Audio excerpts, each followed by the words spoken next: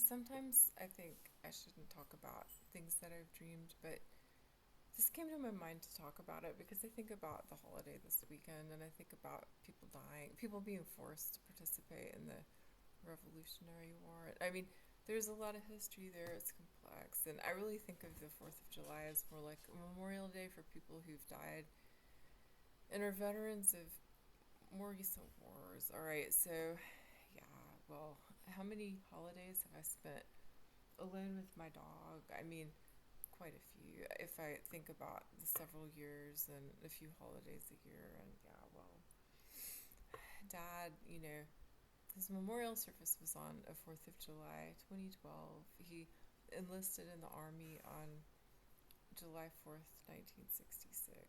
And so, yeah, but I think about it's real hard for me not to think about individuals that take advantage of what the republic has to offer,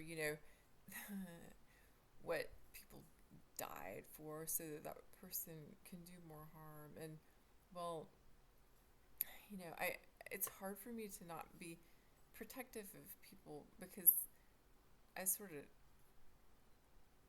you know I'm not sure how easy it is for me to get compassion fatigue, really. So I default to that, and maybe that's just me being a pussy. Maybe that's just me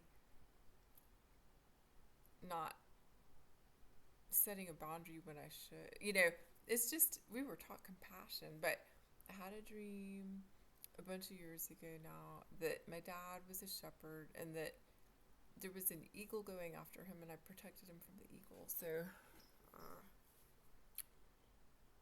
so yeah, I don't know if it's wearing this shirt that got me thinking about it. I'm also just feeling kind of angry right now. Kind of, it's something beyond bitter.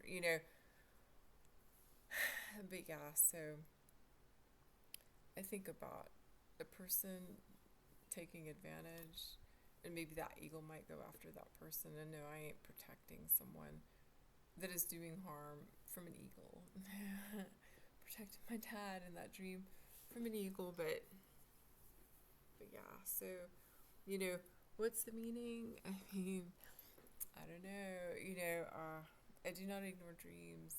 Some of us are like that, and people might think you're crazy. You're really weird and shit like that. Well, I mean, yeah, and we're used to it, and it doesn't feel good. But it's just that as an ignorant person that thinks like that, and that person eventually might or might not hit a wall. You kind of never know. I just think about surviving because thinking eventually that person might learn something that's not helpful. I don't think it's that helpful. You just have to stay alive. But yeah, so uh, I don't know what all has me so irritable, if I want to use that word. It's the lack of love, for one thing. The lack of love, the lack of respect. Um, yeah, you know, uh, I'm not going to chalk it up to empathy, even if that has something to do with it, because, I have my own sources of hurt and frustration and things like that. But anyway, yeah.